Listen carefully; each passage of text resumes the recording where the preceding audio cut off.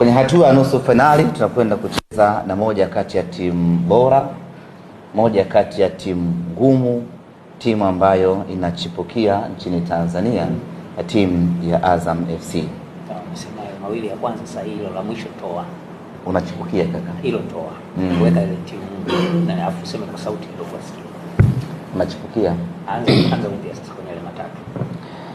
Tunacheza na moja kati ya timu ngumu, timu bora, timu ambayo inachipukia. Hilo la mwisho alipo, ameongezea tu.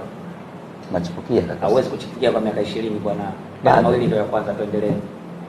Sisi wakubwa wa hii nchi tunawajua. Ni kweli. Ila kwa wewe kwa sababu na miaka 80 kusema 20 anachipukia sawa. Yeah, that's so 90. Kwa wewe sawa. 90 anachipukia. Wewe depo yako ni Tabora, Singida